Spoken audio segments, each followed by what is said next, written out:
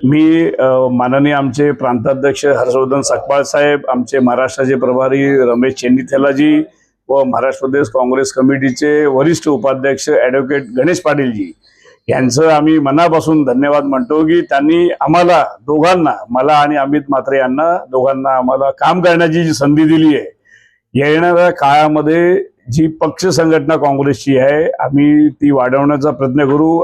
आमच्याकडे येणाऱ्या काळामध्ये जे युथ आहे आणि कल्याण डोंबिवली महानगरपालिकेचे जे काही नागरिकांचे प्रश्न असतील त्याच्यावर काँग्रेस पक्ष आवाज उठवेल.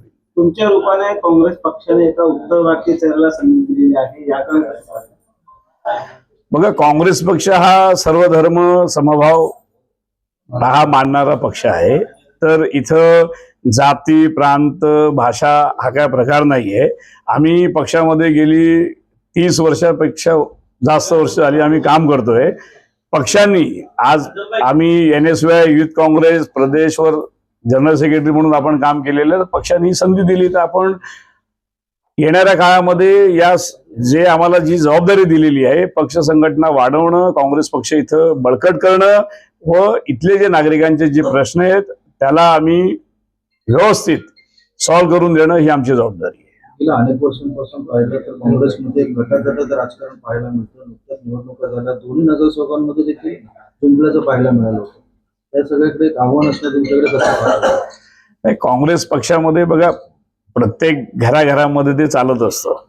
तर त्याच्यामुळे काँग्रेस पक्षामध्ये आजच्या तारखेला कोणत्याही गटातटाचं राजकारण नाही आहे.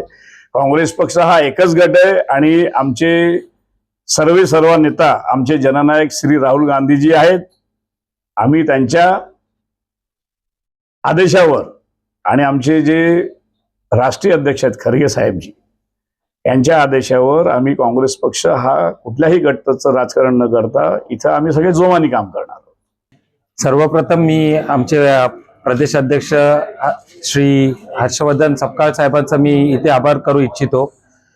त्यानंतर रमेशजी आमचे जे प्रभारी आहेत त्यांचं, आणि नंतर आमचे जे सिनियर लीडर आहेत श्री गणेश पाटील साहेब यांचा पण मी इथे आभार व्यक्त करू इच्छितो की आम्हाला एक नव्याने संधी दिली. आमची प्रामुख्याने गेले कित्येक वर्षापासून मागणी होती की डोंबिवलीमध्ये एक वेगळे डोंबिवली हा एक वेगळा जिल्हा करून डोंबिवलीला एक वेगळी संधी देण्यात यावी, आणि आज एवढ्या वर्षांनंतर ही आम्हाला संधी मिळालेली आहे. तर बरेचसे कारण होते की आमचे काही पदाधिकारी सोडून जायचं कारणच हा होता की कल्याण आणि डोंबिवली मधला हा जो एक भ्रम होता की पद मिळणं किंवा पुढचे कार्य कसं करता येईल याच्यामध्ये जो भ्रम होता तो आज कुठेतरी संपुष्टात आलेला आहे असं मी इथे सांगू इच्छितो.